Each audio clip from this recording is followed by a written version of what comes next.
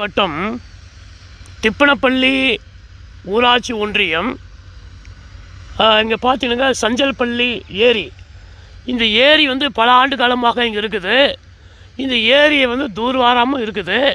இதை பார்த்தீங்கன்னாக்கா இந்த யாரோ சம்மந்தம் இல்லாதவர்கள் லாரியில் டிராக்டரில் மணலை இரவாக நிறைய மணல் லட்சக்கணக்கான மதிப்புள்ள மணலை அவங்க கடத்தி விற்பனை செய்கிறாங்க.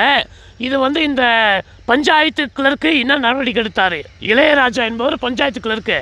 இதே பஞ்சாயத்தில் சொந்த ஊர், இதே ஊர் அவர்.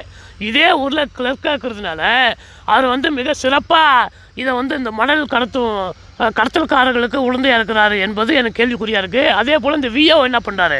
கிராம நிர்வாக அலுவலர் இவங்களாம் சேர்ந்துக்குன்னு இந்த சஞ்சல்பள்ளி ஏரியில் இருக்கக்கூடிய மணலை ராட்சச வண்டிகளை, கனரக வண்டிகளெல்லாம் வச்சு இவங்க என்ன பண்ணுறாங்க? மணலை கடத்துகிறாங்க. இது சம்மந்தமாக ஊர் பொதுமக்கள்லாம் போய் புகார் மனு கொடுத்துருக்காங்க. எங்கள் சமூக நுகர்வோர் நல பாதுகாப்பு சங்கத்திற்கு ஊர் பொதுமக்கள் புகார் கொடுத்ததன் பேரில் நான் நேரில் பார்த்தேன். பாருங்கள், ஜேசிபி வண்டி வச்சு மணல் அள்ளுறாங்க. இது தாசில்தாருக்கு தெரியாதா? தாசில்தார் உரிய நடவடிக்கை எடுக்கணும். ஏன் எடுக்கலை? விஓ ஏன் நடவடிக்கை எடுக்கலை? அந்த பஞ்சாயத்து கிளர்க்கு ஏன் நடவடிக்கை எடுக்கலை? ஆகவே இவங்கெல்லாம் உடந்தையாக இருக்கிறாங்கன்னு தெரியுது.